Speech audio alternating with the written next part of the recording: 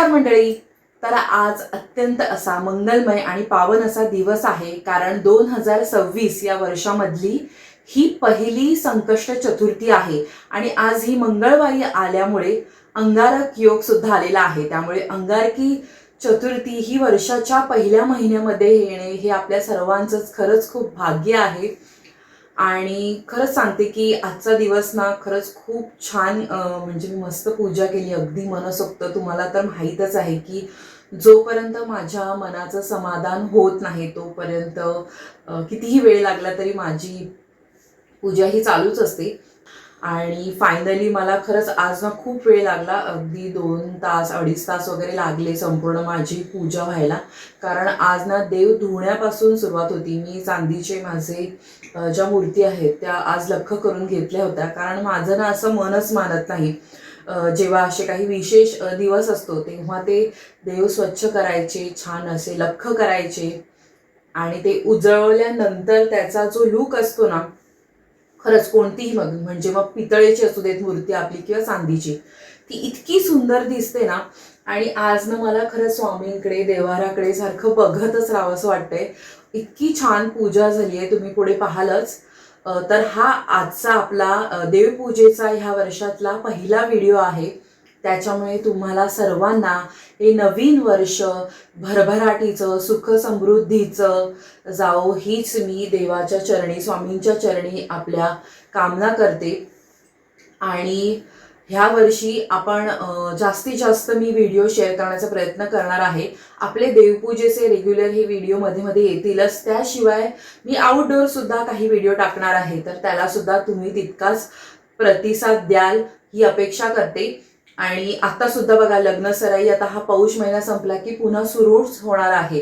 तर त्यामुळे ठाण्यामध्ये हे सगळं लग्न सराईचं साहित्य कुठे मिळतं या संदर्भातला एक डिटेल छान व्हिडिओ मी शेअर केलेला आहे, तो सुद्धा नक्की बघा.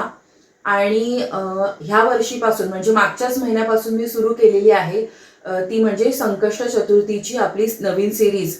तर प्रत्येक संकष्ट चतुर्थीला ना हे वेगळं नाव असतं. जसं एकादशीला आपलं जसं वेगवेगळं नाव आहे प्रत्येक महिन्याच्या एकादशीला, तसंच संकष्ट चतुर्थीला सुद्धा प्रत्येक महिन्याच्या वेगळं नाव आहे. त्यामागे एक वेगळी कथा आहे, त्यामागे गणपती बाप्पाची एक वेगळी लीला आहे आणि त्यामुळे त्या चतुर्थीचं वेगळं वेगळं आपल्याला पुण्य मिळत असतं. त्याच्यामध्ये फलप्राप्ती ही सुद्धा वेगवेगळी असते. त्यामुळे त्या सुद्धा व्हिडिओना तुम्ही बघत जा, म्हणजे तुम्हाला सुद्धा त्याच्यामधून थोडीशी माहिती मिळेल. कारण मला सुद्धा माहिती नव्हती, मी सुद्धा संकष्टी इतके वर्ष करायची, पण जशी एकादशीची व्रतकथा असते तशी संकष्ट चतुर्थीची सुद्धा व्रतकथा असते, हे सुद्धा मला हल्लीच माहिती मिळाली आहे. त्यामुळे मी तुमच्यासोबत ती शेअर करत असते. तर तुम्ही त्या व्हिडिओजला सुद्धा मला असाच रिस्पॉन्स द्याल अशी मी आशा करते.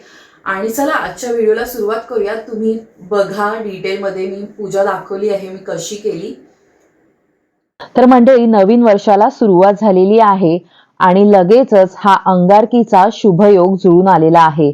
तर विघ्नहर्ता सुखहर्ता गणपती बाप्पाची आपल्यावरती कृपा लाभावी म्हणून आपण सर्वजण हे चतुर्थीचे व्रत आचरण हे करत असतो. आणि ही जर आपण संकष्टी जर केली तर ती अत्यंत शुभ फलदायी ही मानली जाते. तर कोणत्याही कार्याची सुरुवात आपण ही गणपतीच्या स्मरणाने त्याच्या पूजनाने करतो. जे काही आपण हातात कार्य घेतलेले आहे ते निर्विघ्नपणे पार पडावे, आपल्याला त्यात यश मिळावे, यासाठी आपण गणपती बाप्पाचे आवाहन करतो. आणि गणपती बाप्पा हे तर आबाल वृद्धांचे सर्वांचेच आराध्य दैवत आहेत. गणपती हाच सृष्टीचा निर्माणकर्ता आहे असं आपण मानतो आणि त्यामुळेच आपण गणपती बाप्पाला वैश्विक देवता सुद्धा मानलं जातं. गणपती बाप्पा ही तर बुद्धीची देवता आहे. त्याच्यामुळे आपल्याला आपल्या आयुष्यात कोणतेही संकट येऊ नये यासाठी आपण गणपती बाप्पाची ही कायम आराधना करत असतो. आणि अंगारकी संकष्ट चतुर्थी हा योग हा वारंवार येत नाही. मंगळवारी चतुर्थी आली की अंगारक योग हा जुळून येतो. अंगारक म्हणजे मंगळ ग्रह, जो निखारासारखा लाल भडक असतो. मंगळ ग्रहाने सुद्धा एकदा भारद्वाज ऋषींकडून गणेश मंत्र घेतला होता, कारण त्याला स्वतःच्या क्रोधावरती नियंत्रण हे करायचे होते. त्यामुळे गणरायाची त्याने उपासना केली आणि त्याच्या उपासनेवरती गणपती बाप्पा हे प्रसन्न झाले आणि त्यांनी त्याला आशीर्वाद दिला की माझ्या जन्माची तिथी चतुर्थी होती, म्हणून मंगळवारी येणारी चतुर्थी तुझ्या नावाने अर्थात अंगारकी चतुर्थी म्हणून ओळखली जाईल. तर मुद्गल पुराणात तसेच गणेश पुराणामध्ये सुद्धा या कथेचे आपल्याला संदर्भ आढळून येतात. अमंगळ समजल्या जाणाऱ्या या मंगळ ग्रहाला ज्या वरद विनायकाने पावन केले त्या विनायकाने आपलाही उद्धार करावा या हेतूने ही अंगारकी चतुर्थी याचे व्रत हे केले जाते.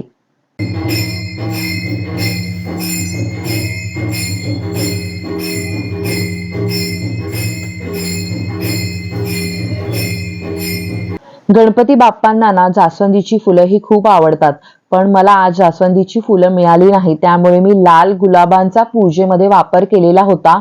आणि ही गुलाबी रंगाची जी मला गुलाबं मिळाली होती त्याचा तर अत्तराचा जसा आपण शिडकावा करतो ना तसा सुगंध देवघरामध्ये पसरलेला होता. इतका सुंदर वास होता ना, म्हणजे व्हिडिओच्या स्टार्टिंगला सुद्धा मी थोडेसे ग्लिम्सेस माझ्या पूजेचे टाकलेले होते, तर त्यात सुद्धा तुम्ही पाहिलंच असेल.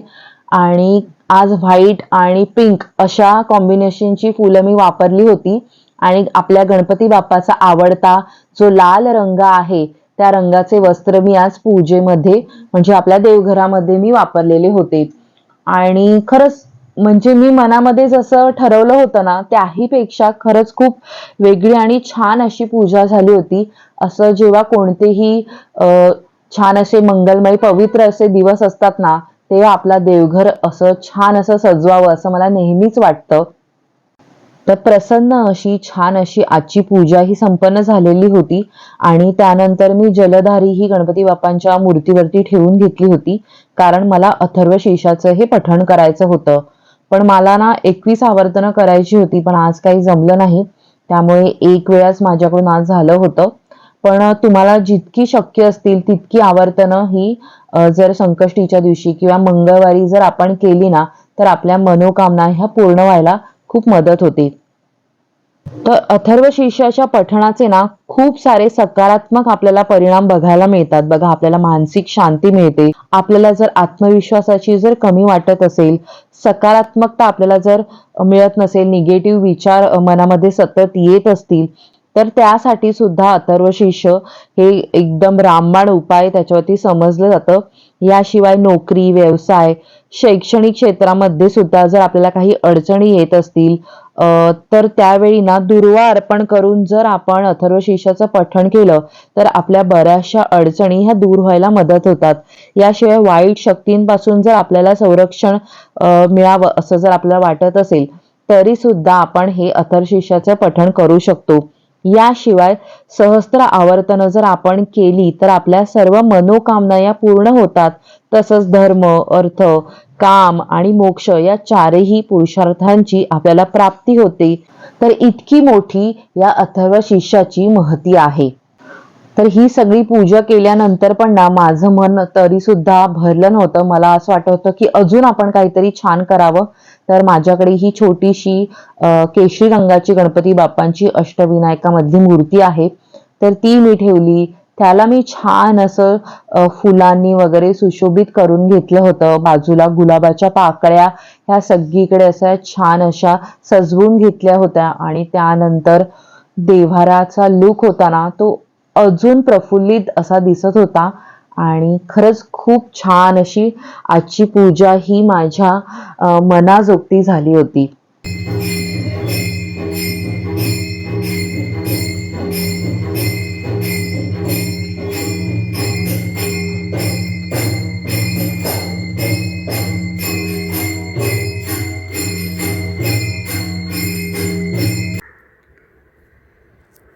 तर हे बघा, हे ना मेटलचे रांगोळीचे स्टँड आहे, ह्याच्यावर तुम्ही छान अशी रांगोळी काढू शकता. तर हे मी स्तवन क्राफ्टमधून घेतलेलं आहे आणि ह्याला बघा छान असे पायसुद्धा आहेत. तर आज मी ह्याच्यावर ना छान अशी रांगोळी काढणार आहे आणि ह्याच्यामध्ये ना वेगवेगळे कलर ताईंकडे उपलब्ध आहेत.